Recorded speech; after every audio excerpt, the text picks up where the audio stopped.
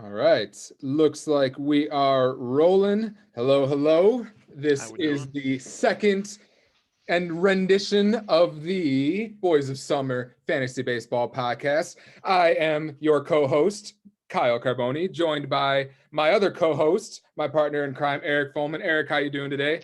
Doing pretty good, not too bad. Really hoping the Cubs can pull out two against the Dodgers. We'll see if that can happen. Overall, not too shabby. Bears got their franchise quarterback. So pretty good weekend overall. I can't complain too much. I can't complain. So tell me about your house. Yeah, purchased or put an offering on a house, got accepted out here in Havana, Illinois, about 30 minutes from Hey, Macomb. So pretty excited about that, making them adult moves or trying to at money least, you know. moves. Yeah, exactly. So, Adulting. Adulting is a yep. real thing. So hopefully it comes through, but yeah, so that we should get news on that soon. So that's good.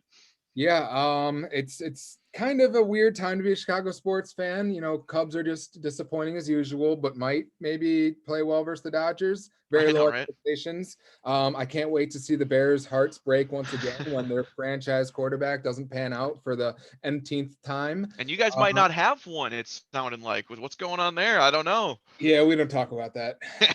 All I can say is Aaron Rodgers better pack his bags and go. But this isn't a football That is podcast, true. it's a baseball podcast.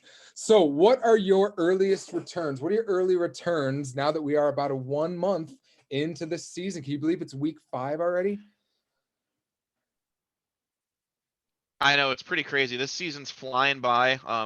Can't believe we've already been at it a month already. I'm thinking I think it's awesome so far, man. I'm loving it. I'm checking the site all the time. I'm looking at the dailies, like how did I do daily? Did I do 7-3 cat? All that type of stuff. I'm loving to be able to see all the stats and stuff they provide. I think the website does a really good job of doing that. You can really see a lot of things now that I've kind of dove in deeper into it and stuff like that. So yeah, month in, I'd say the early returns are very, very positive, and I'm really enjoying it so far, man. Definitely gives me something to watch. That's for sure. I'm definitely coming around on head to head. Oh, I was anti it. don't say it too fast. I was I was anti just because of the I've been screwed over too many times in matchups. I know come postseason time it's gonna get ugly. I'm gonna get mad and it's gonna screw me Sure. over somehow. And I'll hate to see that, but as long as we got those roto rankings to back it up, then those will be fine. Yeah, And the site has. Oh, go ahead. oh no, I was just gonna say, and that's what I'm gonna be really curious by at the end of the season to see what the six playoff teams are. Because if you had to put a number on it, out of the six playoff teams, how many of them will be top six roto performers? Yeah. I mean, are we going to get 4 or 5? Could it possibly be the six best roto or the six playoffs? Maybe not, but I mean, it'll be curious to kind of see how those numbers stack up. Like, did the ninth best roto team get into the head-to-head playoffs? You know what I'm saying? So little things like that are going to be something to keep an eye on late in the season, just to kind of see did the best teams get in? And that's why I love you can see the roto, you can see where you are in that. I've checked that out plenty of times just to even see where I'm slacking in a category. Where can I pick up? And then going to the head to head to kind of just see the overall standings. I'm really truly is best of both worlds. I'm loving it.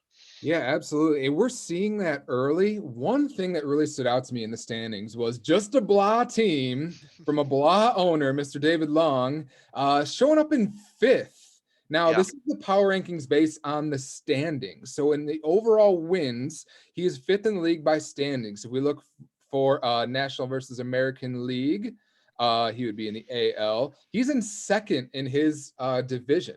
So right Yeah. now he'd be locking up a playoff spot. But if we would have turned to those roto rankings, woo, They really look become where not he just a blah finds team. himself. 14th. He is the worst team in the league, and it's Oh not my. particularly close. I gotta No. probably zoom in maybe a little bit here so we can see. But yeah, so kind of interesting, and that's kind of my whole anti-head-to-head. That would never be me. Never be me. That would be this bad in the roto rankings, but get good matchups. So Right. And the interesting thing is, I've noticed throughout the week, like there was a time last week where me, Jordan, and Dave were all 5, 6, 7, and we were like that for a few days. And now it's interesting to see 5 days later, Dave's down in last. So it just goes to show early how much things can kind of change with some of these numbers. You go down in runs, you home, whatever the case may be, things can shift quite a lot early for sure. I love standings watching when you're like have like a 5 home run day or like a 3 stolen base day or you throw a no hitter and just see how much you climb up in those rankings. It's really fun to watch. Oh, sure. All right, so let's talk about our early returns, our biggest surprises, our biggest disappointments. Eric, who's been your biggest pleasant surprise so far this year in regards to where the standings are at? I'll actually say Justin. I know me and you weren't thrilled with his team coming in. We kind of thought I think our overall consensus was he didn't overpay on anyone, he didn't overspend on anyone, but we did see some weaknesses in his team. I think Justin is holding fort pretty well right now when I kind of looked at him as maybe one of the 4 or 5 worst teams in the league. And he's not only holding his own, but I think some of the players he's getting are really promising. They're putting together really good seasons at this point. When you look at his team, he's above 500 right now in those head-to-head standings. And he made a trade. He went from one Contreras brother to the other, and I know we'll talk more about that as we go along. But he's got guys that are just hitting the ball right now. LeMahieu, Bregman, Arozarena, who me and you might have not been thrilled with at the beginning of the year. He's not hitting a lot of home runs, but that on base percentage is nice. Aaron Judge, he picked up in a trade as well. He's got Nico Horner on his bench, who I'm sure he's just waiting to get in there eventually. And his pitching has really, really held up. I mean, when you look at who's in his rotation right now, the worst ERA he has is a 3.03. Everybody else is under that. Now, my thing is, do these names hold up? Does Brubaker, does Gosman, does Pavetta? Those are names you don't hear often. So do these names really hold up over the long haul of a season? Because right now, his pitching is performing. Yeah, Dustin May going out is definitely going to hurt him a lot. I mean, he was counting on him to be like his a three at worst. He was really counting on him to get a lot of strikeouts. He 35 strikeouts in 23 innings. He's going to have to fill those strikeouts somewhere. It's just a matter of where, or he might just have to take a big ol' L on that one.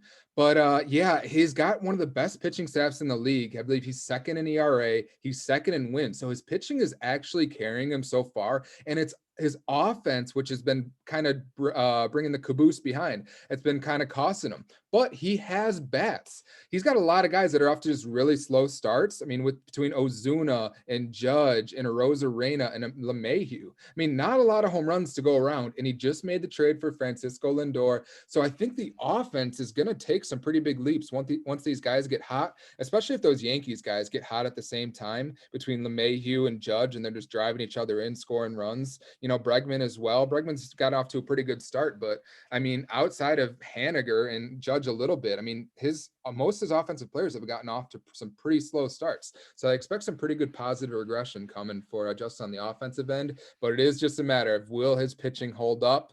I think he has some work to do on his rotation. It's good for now, but in the long term, I think you're right. Some of these names have some pretty big question marks next to him. Yeah, no doubt about it. And you mentioned Azuna as well. He's someone that really has to get going, paying that $24 price tag for him, which theoretically is what his second highest paid offensive player. And we kind of know the struggles Ozuna's having offensively. You really like to see him start turning it around. Yeah, I'll go my biggest surprise. My biggest surprise is actually going to be my father, Phil, Team Special K. Was not expecting to find him second in the league in the Roto rankings with 101.5 points. Looks like his offense is really kind of weird. He's got 12 points in home runs, RBIs, and stolen bases, but he's only got 3 points in runs, which doesn't make a whole lot of sense to me. And let's see, on base percentage, he's got 5 points. So he's not getting on base a lot. He's not scoring a lot of runs, but he's hitting plenty of home runs, driving in plenty of RBIs, and stealing bases. It's a weird kind of power speed combo that he's got going on. And his pitching has pitched really well so far, too. I think he's got maybe a few holes in here.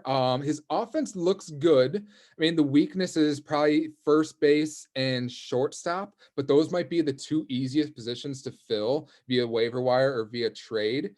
He'll get Brennan Rodgers at some point. Maybe Miguel Sano can help him long term. And then his pitching staff, led by two studs in Bauer and Darvish. Molly is a great 3, but it kind of tails off after that. Jake Junis just lost his rotation spot to the prospect. I forget, Marsh, I think is the name of the guy that the Royals just called up. Alzolay is a question mark. His slider looks great. He's got great stuff, but who knows if he can do it in the long run. Bassett, he's a decent innings eater, but how much of a fantasy contributor will he be? And Ross and Miley are, I don't really know what to make of them. So Yeah, interesting to see how the kind of back end of his rotation kind of pans out. Yeah, and to speak on your dad's team, I had him as a playoff team. I think I had him right kind of fringe making it. So I will say, like, yeah, he's probably performing a little bit better than I thought as well. And I agree with a lot of your points. He's made some interesting trades early on, which I think has helped him in certain aspects. He is rocking that kind of two closer role right now, so he's locking in a lot of those saves. But yeah, no, your dad's team, like I said, the Carbone's at top 1 and 2. We'll see how long it holds. You really hate to see it. It's just a real bummer that the Carbonis are just really running the table here. We have some Yeah. breaking news, I Eric. was about to say, I don't know if you saw Yes, that. a live trade has been accepted for the first time during recording. Let's How see about what we that? got here. We got Yermine Mercedes heading to Justin from COVID free. Can you believe Yermine Mercedes has been on David's bench this entire year? He's What's been he the been doing? best catcher in the league, and he's just put him on his bench. I don't know if he's asleep at the wheel or what's going on. So he's going to trade his bench catcher for Dallas Keuchel and Travis Shaw. Hmm. Not really the blockbuster that we were hoping for. Any initial thoughts, Eric? It's interesting because obviously Justin traded his catcher away, and we'll talk about that later. So he's trying to get a catcher back here. I don't know if Mercedes is a guy that really does keep it going the rest of the year. Maybe he does. It'll be interesting to see how that goes. Not a huge Keuchel fan. Like we talked about him in the draft show about him not getting strikeouts. He's got 31 innings, 16 Ks, and his ERA does not hold. So I don't even know if I'd start him in my fantasy lineup. And Yeah. Travis Shaw, very similar, getting a lot of RBIs early, but nothing crazy there. So I guess you could say Justin got the better end of this right now, but it is interesting. We'll see. Yeah, I mean, I think if Justin's trading two bench players for a starting player, I think that's Right. always a win. That's typically the trades that I typically go for. We'll talk about that in a little bit later. But I think that's a win all around. I think that was the ultimate short leash for William Contreras. Yeah. He officially got one start before Justin found his replacement. So you really hate to see that from the younger Contreras brother. All right, so we got that trade. Eric, tell me about your biggest disappointment so far this year. Oh man, my biggest disappointment so far. I have Jay just because I had him doing so well. I know he's struggling right now, head to head, 15 and 23 and 2. In the Roto standings, he is right now not doing so hot either. I think he is. Oh Oh, no, he's fifth. That's yeah, not horrible. it's not horrible. It's not horrible. So he's not doing bad, but for me having him as the champion of the league and being like the Maybe some bad top dude, matchup. yeah, I know he's had a tough matchup. I'm a little worried about his hitting. Rendon's obviously been banged up a little bit, hasn't played a ton. Freddie Freeman's doing decent. I'd actually like to see little bit more from Freddie Freeman on base percentage wise, but I still think he's missing something there. I mean, really, his utility in outfield, Grichuk, Crone, and Lower carrying him on OBP wise. His pitching has been okay. Pineda's been all right, and Noah's been okay. Garrett Cole's obviously been absolutely amazing, which has saved him. But Luis Castillo, a 30 salary, 29, sorry, and a 6 ERA. So I'm sure if he could bring that down a little bit, that would help out Jay's team. Again, not horrible, but not bad. I'm gonna go ahead and say it. Jay's team. I think that I hit the nail on the head with Jay's team. I remember talking about him in the pre-show that I said I didn't like the minor moves, how the way he finished off his draft with Yeah, the guys $1 like players. Grichuk Yeah. and Crone and McCutcheon and guys that he's not getting a ton of production on. Now Grichuk's got 5 home runs, 19 RBIs, and 340 on base percentage, so he's gotten plenty from that. But also Lourdes Gurriel has also been out, and he's just returning now, so we might see some cut playing time from Grichuk. CJ Crone has been pretty good on base percentage, but I think he was hoping for a little bit more out of him.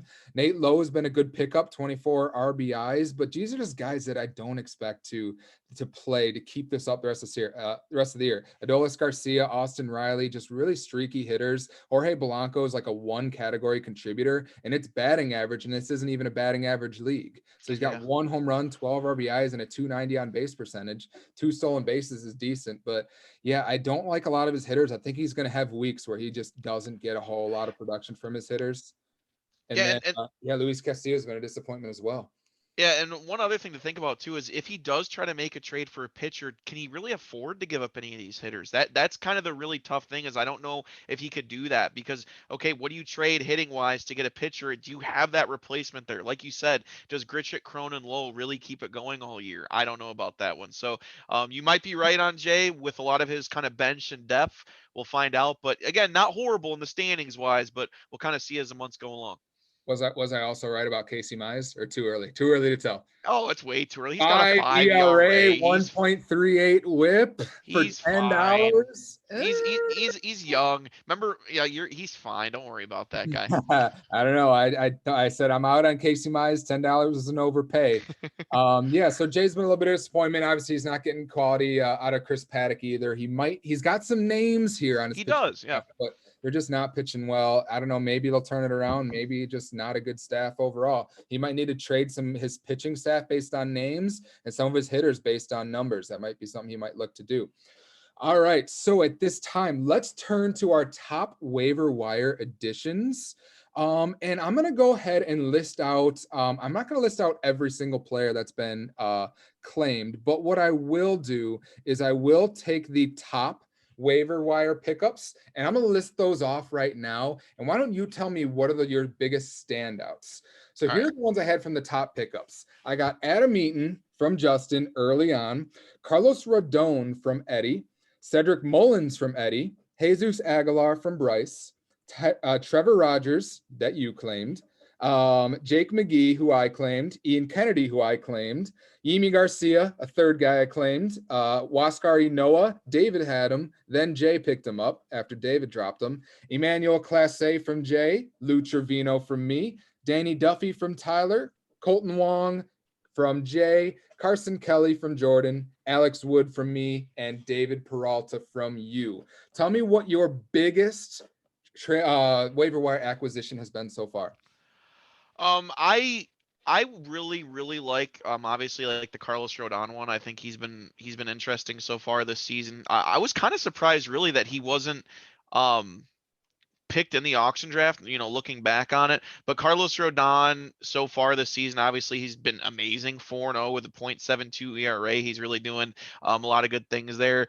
And the thing, and that's the tough thing with waiver wire pickups is because the way the league's presented, these aren't keepers. These are guys that are going to be back in the auction league next year, auction draft. So it's going to be a thing to monitor and see, okay, which of these guys are really going to raise their stock next year because these are not keepers. So I think Carlos Rodon was a really good one. Obviously, like I said, amazing season from him so far. Some of the other ones I've noticed are ones that are kind of they picked him up and traded him in pieces, which obviously maybe you'll get into that or we'll talk about it when we get to those trades. But that's my big one. What's yours? Yeah, my biggest one, Carlos Rodon, is probably the top one for me. But I think Trevor Rogers is definitely a usable piece. Definitely a guy that I wish I had gotten on more early in the year when he was available after he started pitching well. It kind of took me a while to come around on him, but he has really just continued to pitch well. Is his name have a D in it? No, it does not. Nope. Does not. All right. So yeah, no, not Taylor Rogers.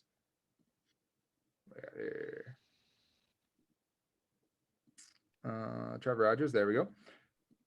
So Trevor Rogers, 1.91 ERA, 1.06 WHIP, 44 strikeouts in 33 innings. He just keeps getting it done for Miami. And I like what you did, turning him into a piece in Solak. But as we'll get into those trades in a bit, I don't think that you came out victorious in that trade. Some other notables that I had, I think some of the closers, I think we can just kind of group all those together. The Emi Garcias, Sure. the Lucharinos. Anytime you're getting saves, I mean, that's a quality pickup. It really is. Yeah, I mean, the turnover for closers is just so much. You kind of got to jump on those when you can. And then there's been some trades as well. I mean, we saw David Peralta get claimed, traded to Krim. We saw Alex Wood and Lou Trevino get claimed, traded for Lourdes Gurriel. We saw your Trevor Rogers get claimed, traded for Nick Solak. I claimed Ian Kennedy, turned him into Wilson Contreras with another piece. I forget the other piece that was, with Kevin Guzman for Wilson Contreras, and then claimed Yimi Garcia. turned him into Zach Plesac with James McCann. So you're right. We have seen a lot of movement with these waiver wire pickups, which is something that I wasn't really expecting going into this year. I thought people were going to kind of pay attention to those contracts a little more and be a little bit more conscious of that. But I'm love to see all the moves that have been made so far, and it's really been good to see all the movement. It makes for a fun league. And I'll say I've actually been surprised at the amount of trades so far, especially this early into the season. I'm anticipating more guys maybe holding on to their guys, not wanting to quite give them up yet and stuff like that. But I think we've seen a pretty healthy amount of trades so far for only being a month in. All right, so you alluded to it. Let's talk trades. Let's hand out some trade grades for each. So, what is Justin calling me for? You're live on the Boys of Summer podcast. I'm dialed in. You're dialed in. Justin's phoned into the podcast. Hey. And you got anything to say to the league? It's been a fantastic start to the season. I hope everybody's enjoying their team so far, and hopefully we can keep this thing rolling. Yeah, hopefully. Instant reactions from the trade you just made. I really needed a catcher. That was kind of an issue when I traded Wilson Contreras. I did feel like I got some good pitching back from you, but I have needed a catcher, especially now that Darno went down. So now that I got your mean to fill into the catcher spot, I feel like it's going to be good. And I didn't really have a use for Keuchel. He's not a really big strikeout guy. Not going to have him in my pitching staff probably for the rest of the year anyways. And then I don't really have a spot for Shaw either. So kind of got rid of two guys that I didn't really need and inherited a guy that I need pretty bad. So yeah, we like the trade for you. We always like getting a guy that you can actually put in your lineup for two guys that you got no plans for. We already talked about the trade. We talked about your lineup. You got anything more to say about where your team is at, what you think your ceiling is, what your trade targets are, any rumors you need to spread? I'm a little disappointed that Dustin May went down. I was really excited watching him blossom into a pretty good young pitcher, so that's kind of crappy. But my on-base percentage isn't where I'd like it to be at for a team. I think my team is kind of just starting to get hot right now. I think if Francisco Lindor starts to turn it on, my offense can really take off from there. So I'm really looking forward to seeing what he can do the rest of the year. All right. Anything else you'd like to add? No, I think that's it. Appreciate you, the co-commissioners, doing a pod, and excited to listen to it when it comes out. All right. Well, thanks for calling in. We accept all callers. Yeah, but that's great. All right. So we're just about to start to talk about the trades. So let me pull back up the trades. We're going to give some trade grades for each. We'll talk about them briefly. Hopefully, won't run too long on these. We still got a lot of teams to talk about. All right. So the first trade starting off the year was Zach Plesac for Rafael Montero. Don't think we have much to say about this one. What do you have to say about it, Eric? Yeah, especially with Plesac moving around a couple times. Montero's nice saves early. It was done a few days into the season. Probably trying to fill a need on both sides. Nothing too crazy there. Yeah, I think just B's all around. Probably a D for Bryce, just because I don't think Montero's the closer. I think it's Graveman now. Right. So I think he kind of lost that asset and he kind of lost the closer. Certainly. Let's move on to the second trade, which is Matt Chapman for Emilio Pagan and Christian Javier. That was involving me and Krim. That was where I sent out Christian Javier, Emilio Pagan, and got back Matt Chapman. Kind of buying Matt Chapman on the name basis there, hoping that he kind of turns things around. Had a little bit of a weakness at third base. Christian Javier had actually just gotten sent down right after the trade, but man, he has come back up and started lighting the world on fire. What are your grades on that one? Yeah, Christian Javier's been a guy that I've been keeping my eye on the last couple of years. I know he's came up as a kind of a big prospect. The thing with that is, again, I'm pretty sure he's a contract, right? So he's going to be there for the next 3 years. I think Javier could be really, really big for Krim down the road. I see what you did, though, getting that big name in Chapman, trying to see if he can turn it around.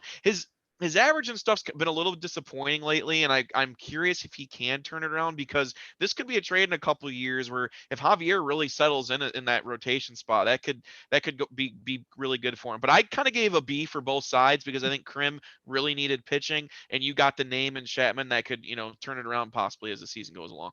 Yeah, let me double check this. Christian Javier is a $6 player, so that could turn into kind of quite the bargain there. Certainly could down the road. All right, so next we have kind of our biggest blockbuster of the year. A lot of moving parts here. I was involved as well, sent out Michael Conforto, Josh Bell, and Victor Robles, who at the time, that was sending out basically 3 starters for me. Josh Bell was coming off the COVID list when we made this trade. Got back Zach Gallen, Dylan Carlson, Jose Urquidy, another Houston pitcher, and Ketel Marte, who has yet to see the field since I made the trade. What are your reactions here?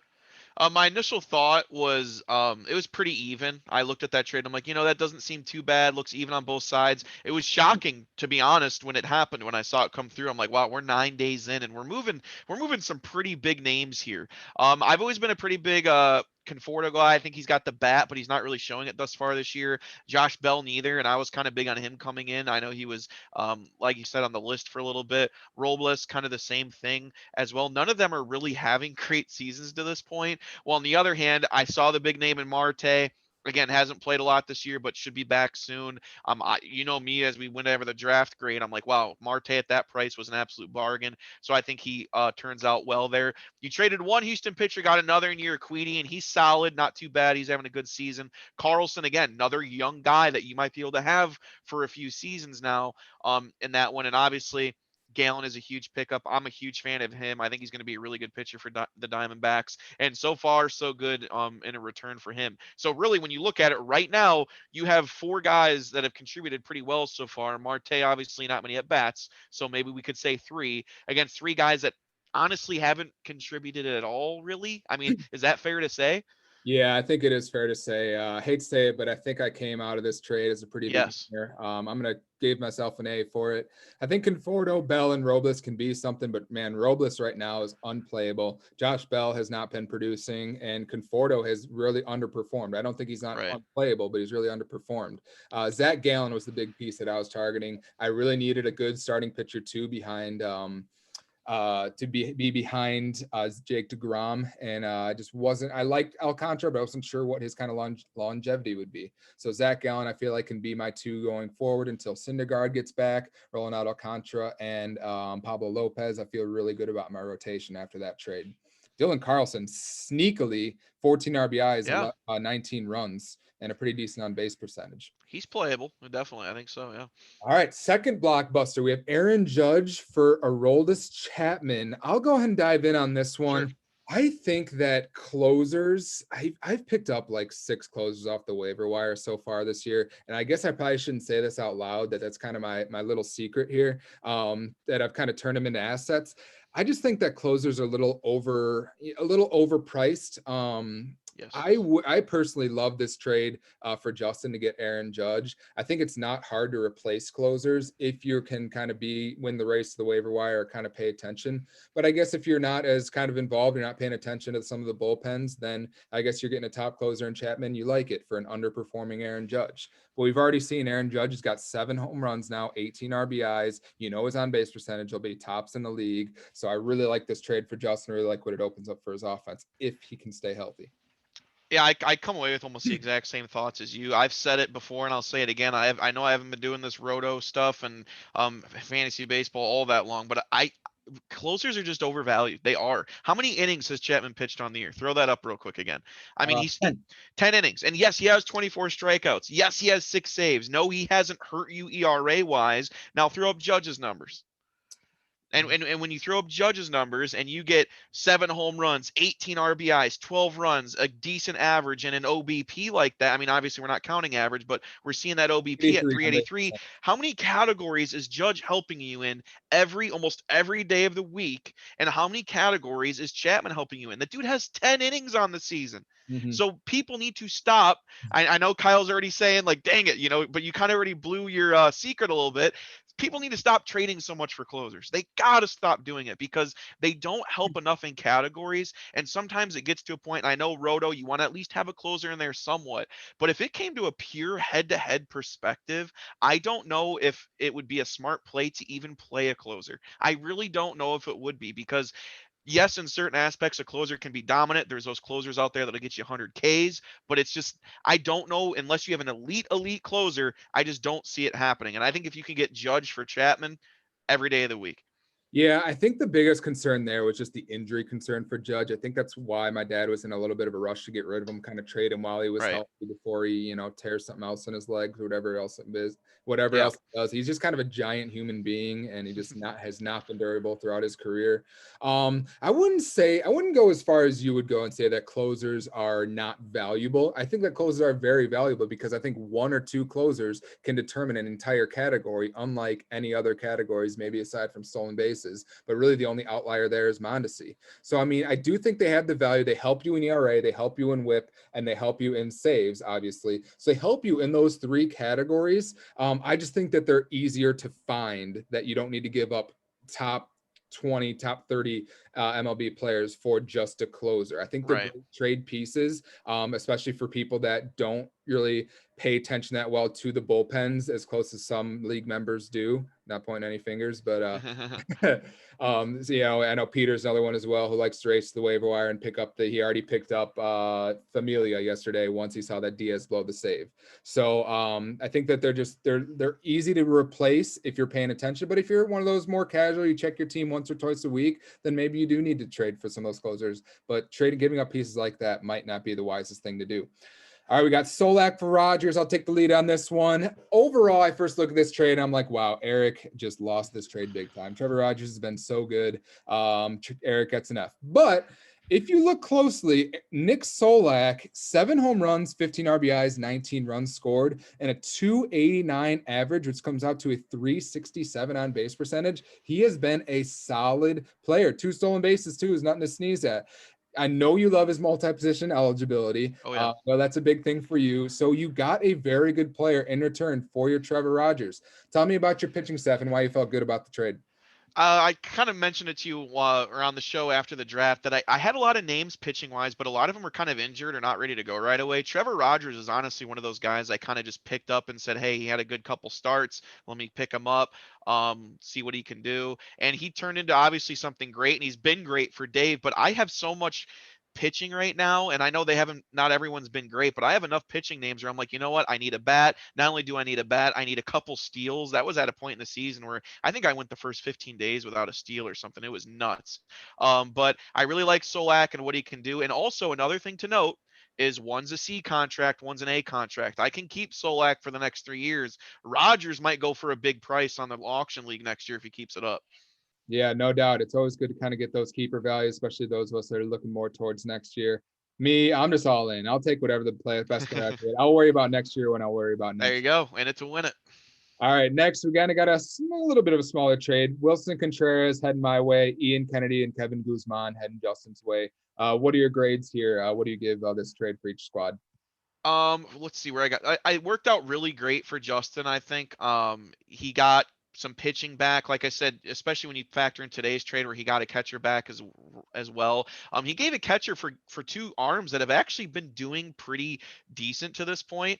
When you look at the return he got, they're putting up quality numbers. He's doing decently well. Yeah, Guzman 2.84 ERA, 2 wins there, doing really solid. The other pitcher's doing pretty good as well. And when you look at the fact that Contreras is kind of doing okay, but also that the catcher doesn't play every day, as you mentioned, at the start of the fantasy season. So he got 2 pretty solid arms, although Kennedy hasn't pitched a lot yet. But overall, I think it's pretty even for both teams. I think you get one of the best hitting catchers in the league, and he got a couple arms which he needed. At first, I saw Wilson Contreras' name. I'm like, wow, Kyle just got Wilson Contreras for a couple 4-mans in the rotation. But right now, so far, I think it's working out pretty well for both. Yeah, I was at that point, I was just kind of desperate. I just had so much pitching. I was just kind of looking to get any kind of asset for pitching. So I see Wilson Contreras as a decent asset, one of the top catchers in the league. His on-base percentage will be really well. It'll really help me in on-base percentage. And obviously he's providing the power, 7 home runs, 16 RBIs, 16 runs, which is tops for catcher outside of Carson Kelly, and Real Muto will be up there towards the end of the year. But I like the move. Had a surplus of saves as well, so it didn't hurt me to get rid of Ian Kennedy. Happy to help out Justin there. Next, we have another trade involving me. Was Zach Plesac coming my way, James McCann and Yimi Garcia going this way. I don't think we need to spend too much time on this. It's just kind of a bunch of bench pieces interchanging. Christopher actually is going to start James McCann and Yimi Garcia in his lineup, and he's going to give away Zach Plesac, who I don't think he was going to start anyway. So I think he gets an A, and those are going to be 2 bench pieces for me, and I get Zach Plesac, who's going to be a long-term piece. So I think pretty much A's all around, just kind of small moving parts, not pretty significant. Colton Wong for Steven Matz, same thing, pretty insignificant. I really like Colton Wong, stolen base upside. I'm disappointed. I dropped him earlier in the year. I had him for $1, and I don't know why I dropped him. I just kind of ran into a roster crunch. Steven Matz, we'll see what he is. Do you have any comments of the last 2 trades, or can we move on? Yeah, go ahead, move on. Okay. David Peralta and Starlin Castro for Ian Happ. Not too significant. Ian Happ has a pretty decent upside. I think it's a lot higher than David Peralta's. I was kind of surprised just because I think that Ian Happ is the better player than David Peralta. So to kind of get Ian Happ and Starlin Castro for David Peralta surprised me a little bit. What were your thoughts on that trade? This was a move where I think I had the capabilities of trading those pieces away without really needing them. So I got Ian Happ, like you said, kind of with that upside pull. I'm a fan of Ian Happ. He could be a high on base percentage guy, can add some power to the bat. A lot of us are Cubs fans. I don't really need to explain him to you. So this is not really a move necessarily for the future. I think Ian Happ obviously can contribute this year, but I gave up a couple pieces that I didn't really, or a piece that I didn't really need to start, and I got Castro and Happ back. Castro was kind of a throw-in that sense, but yeah, not too bad there. Yeah, all right. So then move on to your next trade, Kyle Schwarber and Vaughn for Blake Snell. Thoughts on that? My thoughts on that was I know Vaughn's got the upside. I'm taking the high prospect approach there. I understand that. I did pay 14 for him, and he's not a $14 player right now. He's just simply not. Could he be next year when he, or middle of the year when he gets more at bats, or now with Robert being out, or we'll see. I traded Kyle Schwarber, who's obviously my guy, but I feel like I kind of traded him 2 similar-ish players, and I got back Blake Snell, who in my eyes could be an ace. He's shown he can be an ace. He's got 25 innings, 37 strikeouts. I think I have enough pitching, but I really wanted another big name. And now that I can have Woodruff, I can have Snell, I have Hendricks, I have Max Scherzer. I feel like my pitching rotation's really going to kind of rise to the top here, and I need it to. I think you won the Blake Snell trade, but I'm not a big fan of Blake Snell.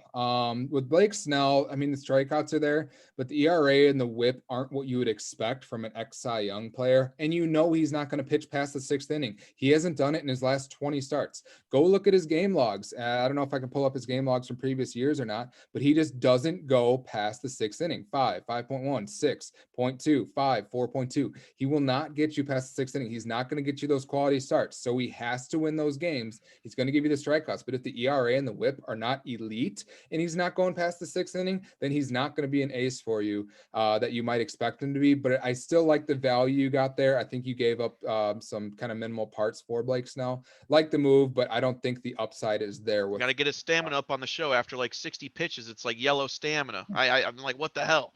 Yeah, exactly. All right, we have probably our biggest name move of the year, which is Francisco Lindor heading over to Justin for Liam Hendricks and Dansby Swanson. My initial reaction from this trade, I wasn't a big fan all around.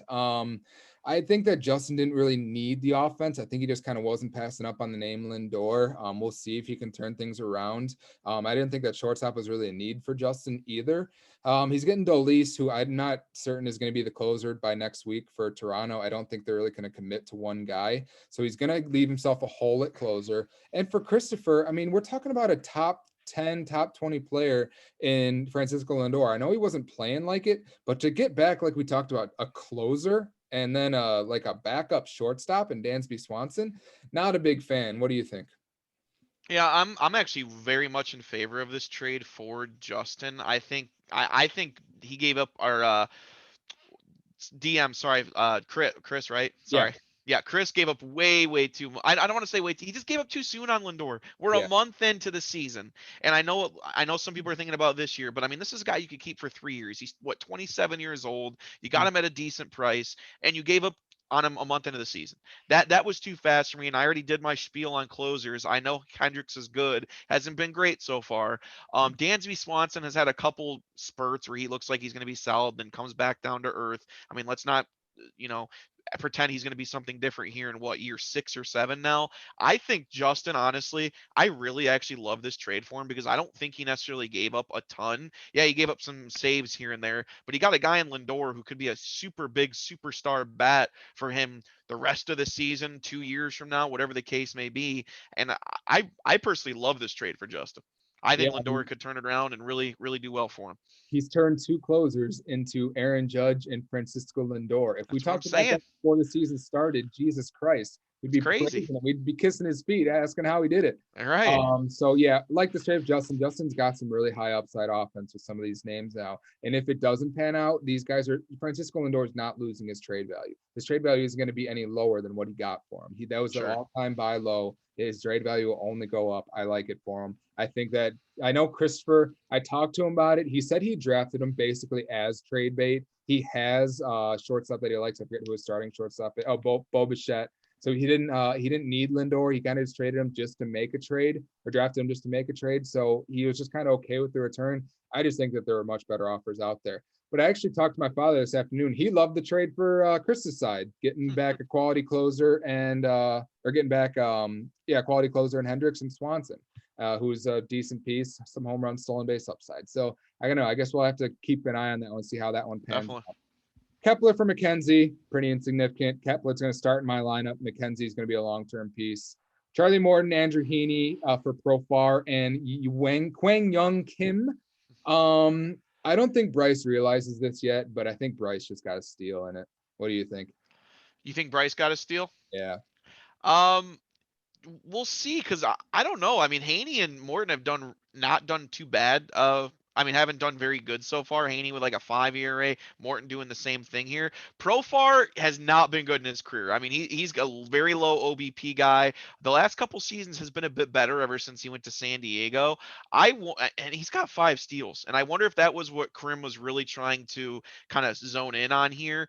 Because Kim kind of insignificant. He's not going to start anywhere, right? I mean, we'll see what he does. He's going to get a start here soon. Tomorrow, maybe he ends up in Krim's rotation. But what's your take on it? Yeah, basically it's Yerkes Profar for 2 quality starters. Now, I don't think that Heaney or Morton are aces by any means, but I think that Heaney is he's not a 5 ERA guy. He's more of like a 3.5 ERA guy. And we see that in his whip. He's got a 1.1 whip. There's going to be some regression in that ERA, some positive regression. He's got 34 strikeouts in 24 innings. I think Heaney's going to be definitely a usable piece. He's going to be a consistent rotation piece. And Charlie Morton, we know what Charlie Morton's done. He's done it for 10 years now. The last 3 weeks when he got traded to Houston like 4 years ago, the switch flipped for him. And if we want to pull up his year-by-year stats, not taking too much time, when he got traded to Houston in 2017, we see ERA 3.6, 3.1, 3.05 for those 3 years after. Yeah, 2020 when Tampa Bay had a 4.74 ERA, but it was a shortened season. And then 2021, I think there's just some positive regression coming this way. The whip's at 1.21, his ERA is 5.8, but he's going to kind of get back on track. Those veterans find a way to pitch quality innings. So I think I really love the way that Beantown Boys, his rotation is going to come together with this trade, and the price was low. Profar's having a good season, 5 stolen bases, and the on-base percentage is like way an outlier for what his career is. He got a 358 on base percentage, but nowhere near and anywhere else in his career has he hit anywhere close to that. Maybe he's figured something out, or maybe he's just hot. So I like that trade a lot for Bryce there. Next trade, Trevino and Wood for Gurriel. Not a blockbuster by any means, but what it is notable is that Trevino and Wood, both non-keepers for Lourdes Gurriel, who could possibly be a keeper. Any thoughts on that one? Yeah, Gurriel hitting in the middle of that lineup in Toronto's comes in real handy. Wood's had a pretty good season so far. Trevino's getting some saves out there in Oakland, has pitched phenomenal so far, 17 innings. And again, you compare that to Chapman's 10, it makes you think a little bit. But yeah, I mean, he's doing great. I mean, obviously Trevino doesn't have the case, Chapman does. But I mean, Gurriel, like you said, a guy down the road. I've always liked him. He's a pretty solid bat, and if he hits in that middle of the order for Toronto, he's going to be great. And then that shortened season last year, Gurriel had a pretty damn good year, and I think that can continue for him surely. So nice small move, but could be big implications down the line. Yeah, I mean, last year, 11 home runs, 33 RBIs in only 57 games. So that's like 162 pace of about 30 home runs, 90 RBIs, and maybe about 10 steals. He's going to score plenty of runs in that lineup. So, yeah, I like the move. He's got plenty of upside for a young player. So hopefully I like the upside for two guys who are non-keepers, and we're gonna maybe Trevino was in my lineup, but I can replace him with Stauman. All right, we already talked about that top one. We got to speed things up a little bit with these players or with these teams. So why don't we alternate? We'll each pick a team. We'll go one by one. If you want to take one or the other, we'll just kind of give a quick 2-minute thoughts on each team. Does that sound good? Sure. Yep. All right, so let's start at the top. We already talked about Justin's team, so we can kind of skip over him. I'll let Talked about Jay's team a little bit, didn't we? Let's go to Beantown Boys. You want to do Beantown Boys, or you want me? Yeah, go. I'll do it. Yeah, Beantown Boys team not doing too awful so far. I mean, you're looking at some things where you wonder how it's going to go throughout the season. He's made some moves. He's trying to get back in it, but obviously so far, he's 8th in the Roto standings at 71 points, right in the middle there. He's got some good on base percentage guys: Grisham, Conforto, Bogarts, Jose Ramirez, guys you expect to be good, but the guys we thought were going to be bad have been bad. Kyle Tucker for 27 at that price, not doing his thing.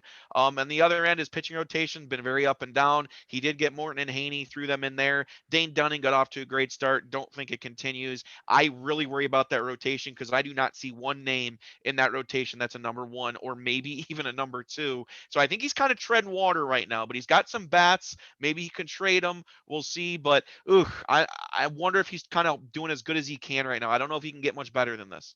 Yeah, pitching's still a weakness. One thing that I will say that we kind of mentioned earlier is we've talked about some of these values on these players and just kind of what they're at. I mean, right now, yeah, he's got Kyle Tucker. He's a young, talented player, but I'm not keeping Kyle Tucker for $27 next year. So yeah, you might think that Kyle Tucker, oh, he's a young player. He's definitely an asset. Kyle Tucker isn't much of an asset for me. He's a buy low player, but you can't keep Kyle Tucker at $27 with a 243 average, 5 home runs and 13 runs scored. We expect a lot more out of Kyle Tucker. He wouldn't be a keeper. Gleyber Torres is another one I'm thinking of that I for sure would not be a keeper at his high price. No. Luis Castillo would be another. So yeah, they're good players, good names. But I'll go ahead and move on to I'll move on to, do you want me? I don't feel like I should analyze my team. That's fine. I'll take it over after the next one. Wait, what's that? You want me to go over your team then? Yeah, you can go over my team. All right, yeah, Kyle's team obviously looking pretty good. Made the trade for Wilson Contreras, so he's gonna, he's doing solid so far. He's got some really high OBP guys, and obviously when you look in, if I don't know if anyone looks at the Roto standings, says I know you do. Kyle's dominating almost every single category. I think there was one time last week you were first or second in every category but one. So yeah, that's changed a little bit. The saves you got knocked down a little bit. OBP, you're like 11, but either way, you were dominating almost every category, and it shows. You got a few guys, 2 guys over a 430 OBP. You have to love what Buxton's doing for you for $9 right now. Not sure if it holds, but he's doing great. And obviously Jacob deGrom, oh my God, 35 innings, 59 Ks, and a .51 ERA. And other than that, who's your worst pitcher? The guy you love, Zach Gallen, at a 3.48. That's your worst ERA on your team right now that's in the lineup. So you can't really say much wrong. And you got Marte and Voit waiting to come back. Yeah, I think that the biggest holes on my team right now are maybe first base and maybe second base, but I also have Marte and Luke Voit to fill those when we get back. I've been looking to add some DHs with some of these with some of the pitching depth that I have, and I feel like I've done pretty well with that. Adding Kepler and Gurriel, and stolen bases, my one weakness. I've added Kepler, who's got 4 stolen bases, and Gurriel, who maybe can get me a handful. So I kind of like the way things are turning up. I like the outside of the team, obviously, kind of dominating the Roto there. Got a safe lead for now. I shouldn't say safe. Oh, I regret that word. But I got a hefty lead. We'll see if I can hold on to it. Like where I'm at. Rotation, I think top in the league right now, and it's not really all particularly that close. So I kind of like where I'm at there. Let's move on to Chad. We like Chad's team in the draft. I know I was particularly fond of Chad's team. He's played really well. His team, obviously, his bats have come through. Stanton, Cruz, Franmil Reyes, Chris Bryant. He's got all of his big bats are coming through for him. The offense looks really good. The pitching has not looked particularly good. Zach Eflin had that really good start to start the year, but hasn't pitched as well since. He's not getting what he hoped out of Giolito for $36 for a I said that one. Yeah. Last now is pitched like a Cy Young. That's basically single-handedly held his rotation together. Means has pitched really well. Nola's pitched really well. So, I mean, he's got plenty of good names in there. he's got a very good rotation. Once Giolito turns it around, this will be one of the top rotations in the league. We'll see what he gets out of Eflin the rest of the year. But I think maybe one more pitcher could help him out to kind of round out that rotation. If he could trade one of his big bats for a pitcher that can really be like a 3 or 4 for him, I think it could go really well for him. He'd have a top rotation. He has to figure out his closing situation, considering Karinchak isn't really the closer, but those aren't too hard to find if you look. I'll move on to COVID free, and I'll take this one as well. He made a move. He's been a little quiet, a little dormant. He made some moves, I think either Monday morning or Sunday night, but he's definitely still needs some help. Offense is still very lackluster, one of the worst offenses in the league. He hasn't gotten a whole lot from Austin Nola, who's been hurt this whole time. He's just got too many names on his offense that just don't really give him a whole lot. Cronenworth and Dozier and a lot of low OBP guys. A lot of low OBP guys. Walker just not really giving you a whole lot. I don't know why Yohan Moncada's on his bench, but that's kind of a little bit of head scratcher for me. He's playing Hunter Dozier over him. Not really, doesn't make a whole lot of sense to me.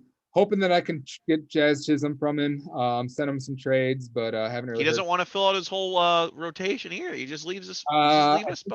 We're looking at yeah, period 6 or period 7. That makes sense. I was wondering why. I'm like, that looks interesting. Yeah, that makes sense. This would have been his roster from this week. Yeah, he's got mostly some relief pitchers in here, Fried, Hauser. So yeah, he's not going to have a lot of success unless he kind of kicks it into gear a little bit, pays a little bit more closer attention, and really kind of stays on it. So you really hate to see it. I hope we can turn things around and kind of stay more involved before we lose him, before he falls too far behind. Sure thing. I don't want to take Krimmy's roster. Go ahead. Krim's crew's sitting right there in the middle on rotisserie, literally dead even at 72.5 points with Justin right now, 7th in the standings. Right now, looking at Krim's crew, Salvador Perez kind of outplayed himself a little bit early. He's come back down to earth. Reese Hoskins, OBP not good. Wendell, OBP not good. Oh, wait, let's keep going. Baum, Tatis, Biggio, none of those guys OBPs are good. Then you got David Peralta, you got Profar Fafela out there. Soto's been banged up. He's had a few injuries. Tatis has been banged up. Soto has been banged up a little bit, not getting those stars in there. And when you take out those stars, we talked about it in the draft. Those guys get hurt, which they both have been hurt. Who are you relying on in that offense? And that's really what he's going to get with. He got Moran early in the year. Not sure why he's not playing as much. Moran to me provides not a great amount of power, but some RBIs, a little bit of OBP. Take some of these guys out that aren't performing and just wait for them to start going again. Rotation wise, he's done okay. Musgrove's been great. Kershaw was great up until today. Obviously got Javier from you. I still think he's missing a big piece though. I mean, when Kershaw's your lead and Musgrove's your number 2, and we're still waiting to see if Musgrove's for real this year. I think he might be, but I still think we're missing a big name pitcher here. Yeah, I'm not saying that he needs to make a trade, but I think he could be an interesting trade partner with some guys. I think there's some teams out there that could give him some really usable pieces for some of his big stars in Juan Soto or Tatis. I mean, if he can get like a quality pitcher, if I were to make a trade for him, if I were to get one of those guys where I could give him like an Alcantara and then maybe some high on base percentage guys to fill his outfield. That could be something that could really help him out in some categories. Not saying he needs to make a trade, but that might be something he could look to do to kind of get him back into contention. All right, I'll take yours. We got Eric's squad here. Eric, man, I look at your offense and it's not pretty. I look at this offense and I go like, what is this offense bringing to the table? There's so many guys in this roster that just aren't really doing anything right now, between Ian Happ and Clint Frazier and Chris Taylor and Jordan Luplow, who's I guess you picked up off waivers, who's played. What's Chris Taylor not doing good? Heimer Candelario. I guess he's got 24 runs scored. All right, and a 413 on base percentage. He's doing all right. All right, Altuve, 1 home run, 9 RBIs. He's been on the COVID list though. So yes, and bats are a little bit lacking there. Not getting a whole lot from Barnhart, but 3 home runs from a C catcher, from a waiver wire catcher. Weird to see you take Ramos out of your lineup. Why'd you take Ramos out? Just the OBP's killing me right now. And when you look at Barnhart with how many at-bats he's getting compared to Ramos is getting more. But I mean, Barnhart, I think, will help me out in a few more. I'm hoping he gets more starts here. Ramos hasn't been bad, but he had about 4 home runs in the first 10, 15 games. So he's really been struggling. So my question is where's your power? And my second question is where's your speed? He's hurt. So He's you're gonna hurt. rely all on Cody Bellinger, who's coming off shoulder surgery, to be your I only. know. You need And one. Harper got hit in the face. I'm trying here. Yeah, and Bryce Harper, he was And playing you said he wasn't a good fantasy player, and he's doing a little bit of everything. He's an early MVP candidate if he keeps it going. Who's that? Harper, Oh he's yeah. putting up some numbers. Yeah, he's decent. But then I turned to your pitching staff, and you're right. You do have a very good pitching staff. I look at the few names at the top, like Hendricks and Robbie Ray and DeSclafani, and I'm like, oh, those guys are either question marks or haven't played well. But then you get down to the bottom, you're like, oh, Max Scherzer, oh, Brandon Woodruff, oh, Blake Snell. Like those three players are all going to be kind of in like a top 10, top 15 kind of Cy Young conversation, or have been in the Cy Young conversation in the past. So when you in a vacuum, I look at the top here and go, oh, Hendricks, Robbie Ray, that's not great. But when those guys are your 4 and your 5, and DeSclafani, who's pitching really well too, 2 ERA, 0.94 WHIP, your rotation has played really well. I do think that it would be a good idea if you to pick up some relievers before you fall too far behind and Yeah. save. Because God, Amir Garrett, screw that guy. if you wait too long, you're not going to be able to ever make up the points because you're going to fall too behind in those roto rankings. You might be, in for the postseason for the head-to-head, but if you wait too long, you might fall too far behind in saves. Right. All right, let's move on to just a blah team. I feel like I need to take this one from his namesake. Just a blah team he's been lucky with his matchups, but man, he is living up to his namesake with these blah players that he has on his roster, with Brian Reynolds and Andrew Vaughn and Schwarber, who I know are new additions to the team. But Dominic Smith, oh my, 4 runs scored on the year. Kyle Lewis has been hurt. He hasn't been in his lineup. Arenado's been good, not too great. Oh, I better not be losing the internet here. Your voice did cut out for about 15 seconds, but I do hear you now. Okay. All right. What'd Yes. you like to do? Right when you said just a blot team, and then you're about to take over.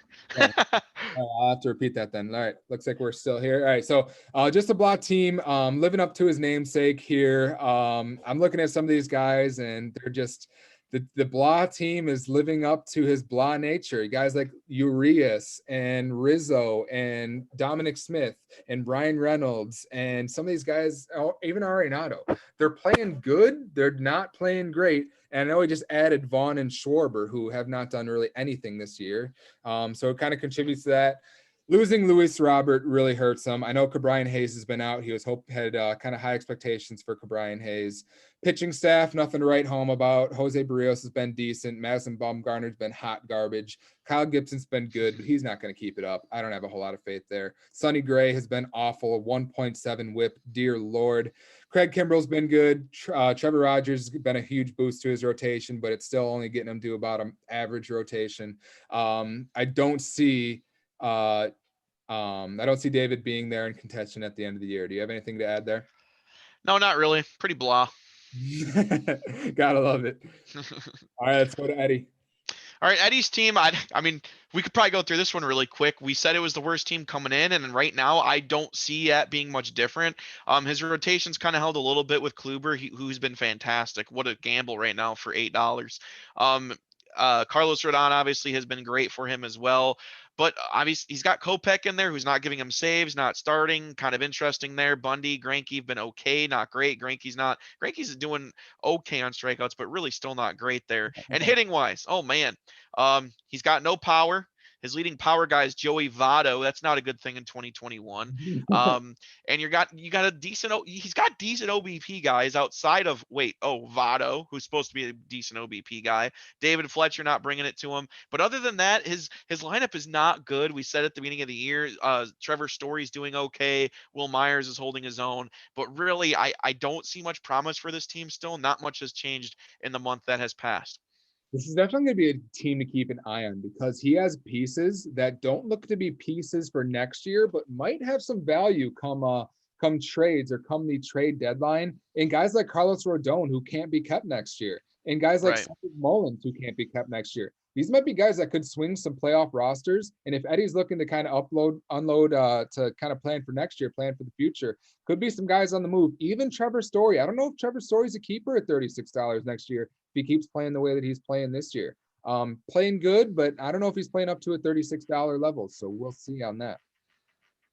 All right, let's go to Pistol Pete's platoon. With Pistol Pete, like his roster a lot still. His infield isn't playing great. He got the catcher from the Yankees. I'm not even going to try and pronounce his last name. Hagisukawa, I guess. Jared Walsh, we'll see if he keeps it up. 425 on base percentage is not sustainable for Jared Walsh.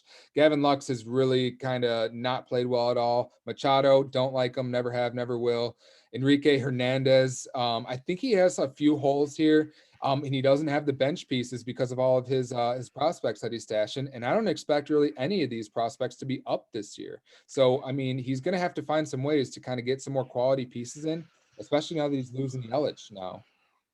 Yeah, and real quick on that too, it's interesting. He did draft a lot of prospects, which takes up a lot of his bench right now, so he really can't afford to, cut guys too much. His rotation's kind of held its own outside of Weaver and Yarbrough.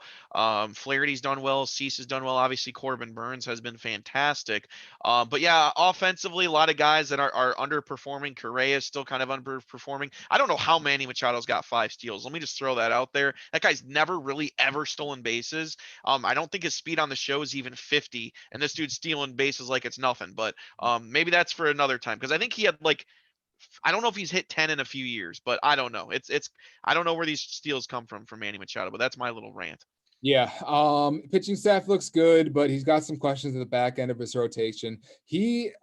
I mean, he complains about the injuries with Yelich and Strasburg, and yeah, that's unfortunate, but he didn't put himself in a spot to be able to kind of replace those players well because of all the prospects that he's stashing. So I don't know. I don't think any of these players on his bench here really have that much trade value. Maybe to a team like Eddie, who can maybe trade him a Cedric Mullins for one of these prospects if that's something he's interested in. But yeah, I mean, he's definitely got some holes here. I like the players that he has. They're playing well, and Corbin Burns and Cease and Flaherty and Aaron Sanchez in his rotation. Some of his hitters as well, but I think he's got some question marks. I think he's got some work to do via some trades in order to make some things happen. Sliding into the DMs, I'm going to take over sliding into the DMs here. I'd like to talk about Chris's team because I actually really like it. Though I wasn't a big fan of his Francisco Lindor trade, I see why he did it, and I kind of like the way that his team is rounding out. Can you tell me what his weakness is? What Chris's weakness is? I don't know. Um, It's like I, it's I obvious. that's tough because if Ian Anderson and Bueller keep it going, so he's got a lot of names that haven't always been phenomenal in the past, like Manea. We've kind of been waiting for him to be a top guy for a while. Peralta, but you're right. From the outlook, you don't see many weaknesses because his lineup has solid guys top to bottom. Yeah, I mean, I agree with you. Now that Springer's back, Fam's gonna get back in here soon. Yeah, and Vlad Guerrero. I mean, talk about an MVP candidate. Oh my God, the numbers Vlad Guerrero's putting up is Yeah. insane. Yeah, he's been really good. 491 on base percentage, 7 homers, even a stolen base in there. Yeah, I just think top to bottom, it's a really good team. I don't love Tommy Edman at second base, but for 4 stolen bases out of a second baseman and a 354 on base percentage, that's decent. His rotation, yeah, he could use one more big name. I wish he would have traded Lindor for a more quality pitcher. I think maybe this team would look even better than it does. If you just kind of had like a lead guy to pair with Walker Buehler, especially if Walker Buehler's innings are going to be limited later in the year. I think that's was my primary concern at the start. It's still a concern is how many innings are these pitchers going to throw. Yeah. But if Sean Manaea and Aaron Savali can keep pitching the way that they're pitching, and they're pitching like 1s and 2s as his 3 and 4, then his rotation will be really good. Maybe David Price might find a spot in the rotation with Dustin May out. He might have something here. I don't think his team's perfect. I don't think he is he might be like a fringe top 3, top 4 team, but I really like the way his team is well rounded. And real quick, I think he's actually got one of the first prospects that actually got called up and is contributing already, and Alex 12 Kirilloff. months, 11 RBIs. He took him in the reserve draft as a prospect. So All right, why don't you take Team Special K? sure, Team Special K. Like I said, I had your dad as a playoff team, kind of a fringe playoff team coming to this point. Although I wasn't a huge fan of some of the trades he made, his team is really rounding out to be doing really well. He's getting RBIs from a lot of different spots. Rosario, Tapio, Santana, Otani has been amazing this year. Again, people forget Otani can run. I mean, look how many steals that man's got. Otani can move around a little bit. Eddie Rosario's got 5 steals. Simeon's got 6 steals. I'll never catch your dad if I get any type of steals this year because he's already got a ton more than anybody. But obviously weak at catcher, not great there, but that's not a huge position you got to completely worry about. But that OBP kind of scares me there from Garver, and he doesn't get much better with Gary Sanchez on his bench. But overall, I like it. He's got some dudes hurt, but Bauer's been fantastic. Darvish has been fantastic. Malley and Miley have been fantastic. Really, nothing's going wrong for him. He's got two closers that are shutting down, getting strikeouts, and getting saves. I don't really see a huge weakness here from your dad's team. I wouldn't mind seeing maybe another power bat, though, which is, again, why I was a little interested in that Judge trade, because I think his team would actually look even scarier if it was Judge in that lineup as well, because I do think he's missing that power. That's why I was a little iffy on that trade. But other than that, I think your dad's team is really, really stacked. Yeah, I like it, but yeah, you're right. If he had held on to Judge, I think his team looked a lot different. I think that would really kind of raise his ceiling for what it was if he had Aaron Judge in his outfield instead of Raimel Tapia. Right. And then last but not least, we got Team T-Pain. His team will always look worse than what it actually is, just because having Real Muto paying $20 for that catcher for a guy that's only got 3 home runs, 13 RBIs because doesn't play every day, is always going to hurt him. He's gotten a good start out of Gurriel. He's going to hopefully get some more stolen bases with Dylan Moore. Don't like a lot of the names he has in here, but I feel like you're always in the running when you have Mike Trout just hitting a .515 batting on base percentage with 7 home runs, 20 runs scored. Got some interesting names. I mean, Goldschmidt 31. We don't need to talk about how much of an overpay that was. We already talked about that too much. How about Justin Turner? Is he candidate for best $1 player of the year so far, though? You got to give him credit on that one. That one was good. Yeah, he is right now until he gets hurt like he does every year. Yeah, sure. He's good right now. He's a very good hitter. That's never been the argument, but he's never played 150 games in his career. Right. And then in his rotation's got some question marks. He added Alex Wood. Maybe that can be somebody for him. Zach Wheeler and Stroman playing really well. Evaldi playing really well. We thought his rotation was going to be a big weakness for him. But if you look at the guys he's got in there right now, they have some very solid numbers. Adding Danny Duffy via waiver wire. Evaldi's pitched really well. Stroman, awesome. Wheeler, very good. And if Alex Wood can keep this up, he will have a very good, sneaky rotation. I kind of like it. He's got 2 closers now in Iglesias and Trevino. He's got a complete rotation, and it's just a matter of can some of these bats turn things around and kind of get hot for him. Yeah, the rotation, I wonder if it holds, because I'm not a huge Evaldi guy. I'm not a huge Danny Duffy guy. Danny Duffy's never really been all that great. I wonder if it holds. Stroman's not a strikeout guy, so he better hope that Stroman continues his kind of Cy Young season to this point, ERA-wise. But yeah, we'll see if it holds. But yeah, you're right on Tyler's team. Not too bad, but has some holes there. All right, so we are going to go into the power rankings now that we are an hour or so into the podcast. I'm going to do mine from the bottom up. I will go first if Eric, you'd like to go second. Sure. I'm going to list my power rankings from the bottom up, starting with my worst team. My worst team is going to be David's team, COVID-free. I don't need to talk anymore about kind of the holes that it's got. David's going to come in at 14. At 13th, Eddie. Not giving up on Eddie's team yet, but he's definitely in the hole. He's definitely got some kind of questions to answer if his team's going to turn it around, it's going to wake up, he's going to make some moves, or what he's going to do going forward. At 12, I have Tyler's team. Tyler, I like the way the rotation's looking, but he's still got too many holes on offense. And the rotation, it looks good on paper, stats-wise right now. Don't know if it'll keep it up. We'll have to keep an eye on that. 11, I got Bryce. If his rotation pieces, he's got rotation names.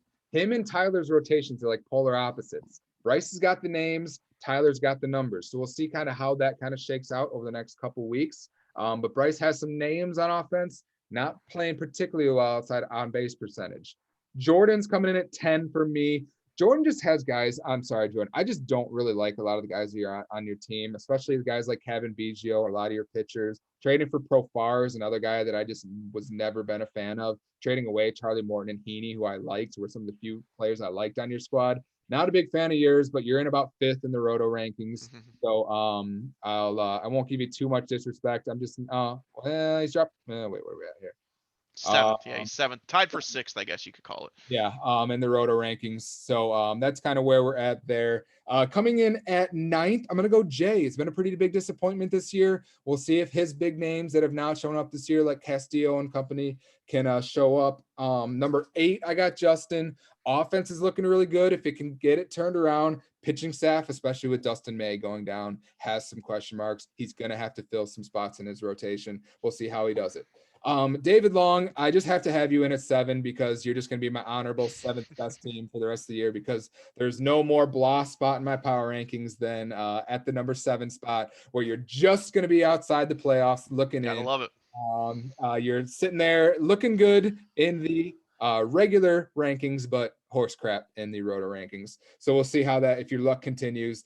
Sitting at number 6, I got Eric. Eric, pitching staff looks great, but the offense has too many question marks. You got to add some power somewhere. If you're not going to get a full season out of Bellinger, if he can get back to normal, but you're going to have to add some power, get some bats in there somewhere. 5th, I got Phil. Phil, like his team, like his rotation, his guys are playing well. He's got plenty of stolen bases. Not sure what the ceiling is. We talked about that in the first pod, but we'll see kind of if he can continue the run that he's been on. Looks like Chad has overtaken him actually into 2nd place in the roto rankings, which brings me to my 4th team, actually, not Chad, Christopher as my 4th team in the power rankings.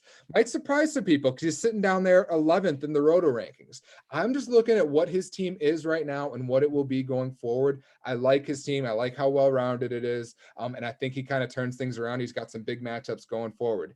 Number 3, I'm going to go Chad. Chad, we talked well about his team. He's got the bats. He's got the names in his rotation. We'll see if he can keep it up. I fully expect Chad to be there towards the end of the season. Number 2, I have myself, because not going to toot my own horn too much here. But You thought about it. I know you thought about it. You thought about putting it number 1. Never want to put myself 1. But like where I'm at, feel like I'm in a good spot. Number 1, of course, I'm going to go with Peter, because I would hate to reverse jinx Peter. Peter's team is indestructible. He will win this league. He will win the roto and the head-to-head. No doubt about it. Nothing will stop Peter from taking down the league. All right, for me, I got Eddie at number 14. I don't know if someone else drafted his team last year, but I think we need to start opening an investigation into that, because this does not look like the same guy as last year. Not sure what's going on there, but Eddie at 14. I actually have David Long at 13. I don't think his team's awful, but he is actually, if I looked at the roto ratings correctly, he is the only team that is not getting double digits in a category, which means he's not great in anything, and he's bad in a couple, but he's not worse. It's funny because he's the worst team, but he's not worst in any category. He's not even second worst in any category, but he's also not anywhere close to being the best in any category either. So if that does not define blah, I don't know what does. I don't know. He's fitting the mantra. That's all I got to say about that. So I think he's the only team that does not have a double digit category for points. I'm going to have Bryce at 12. His team's not bad, has some holes. I think it's got some potential here and there, but wasn't a huge fan of it coming out. So we'll see how it continues to go. Tyler at 11. We saw the holes. He's got some top tier talent, but kind of the same thing coming out. And the way I've kind of done my power rankings is I kind of wanted to keep it semi close to what I had him in the season. And then as the season goes along, I'll kind of move him around a little bit more. Chris, I have at 10. David W, I have at 9. Justin, I got at 8. Like you said, his team's been surprising. I think if I would have done this to start the season, he would have been around 10 or 11. He's jumped up a few spots. I like the trades he's made to get where he needs to be, and his team's getting real wounded out. I got Krim Jordan at 7. I got myself kind of right in the middle at 6, I think, and that's about where I had myself in the regular season as well. I got Jay at 5. Probably should be lower, but again, I had him as my champ. I think that would look kind of bad if I put him too low too early. So I want to make sure I'm holding hope for you, man. I'm throwing out a life jacket. Keep going, because your roto still doesn't look too bad here, buddy. So let's keep it up. I got your dad at 4. Again, maybe not a surprising team for me, but probably a little bit higher than I expected him to be. Again, really rounded out. I wish he would have kept Judge instead of Chapman, but even still, I think his team looks really solid. And who's to say that, that doesn't become a trade piece even more down the road. Chad at 3. Wasn't a huge fan of his team coming in. I thought it was an average team. I put him at I think a C+. He keeps thinking a D- for some reason. But I put Chad at a C+. I like his team. I'm liking it even more as the season goes on. The interesting thing about Chad's team, and I've noticed this though, this isn't just him, but his team is 13th in home runs, 14th in RBIs in terms of points. So he's the best and second best in that. But his runs is only 7th, so he really needs to bring that up. And I noticed that in your dad's too. Home runs, RBIs are awesome, but his runs are second. So that makes it kind of interesting as well. Chad's OBP, not too bad. But yeah, Chad, I got at 3. Peter, I have it too. Like his team, really liked it a lot in the beginning of the year. That's about where I have it. And I think, I know you're not going to say it, but I will. I think your team has dominated this far early. There's no reason not to have your team number one, I think, at this point. Your team's dominating roto. There's not really a category you struggle in. Stolen bases is whatever. Saves can flip so fast in a week.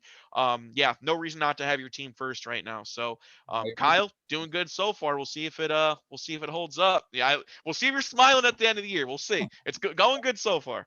Yeah. Hopefully these trends continue. All right, before we go, let's take a quick look at what our matchups are kind of going forward. I'll pull up the game center here.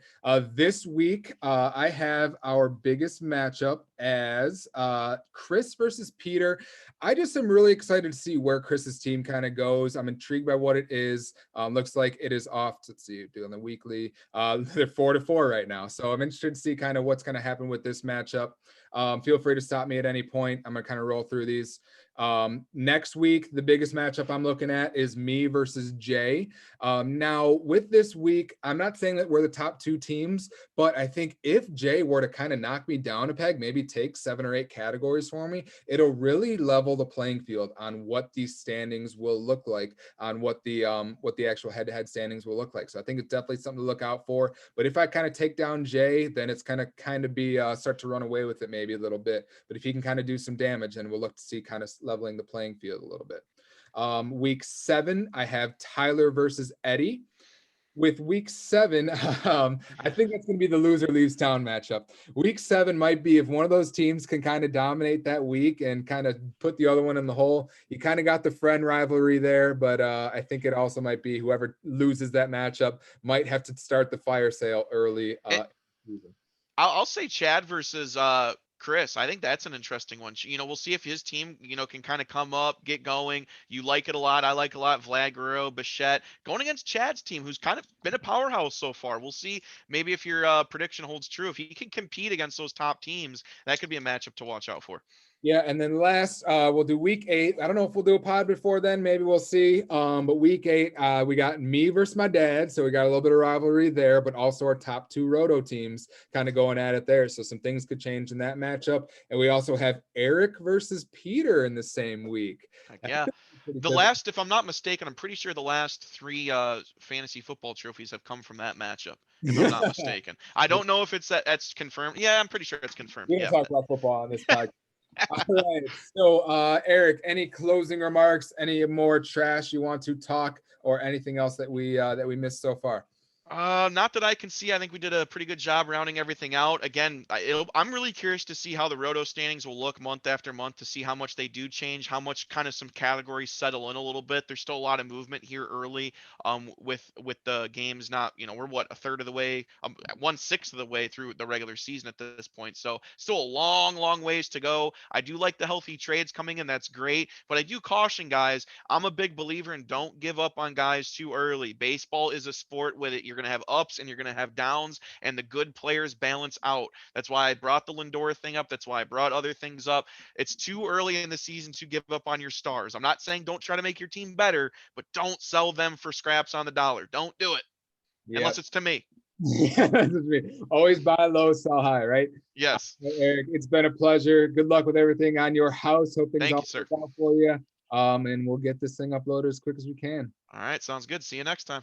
Yep, bye-bye.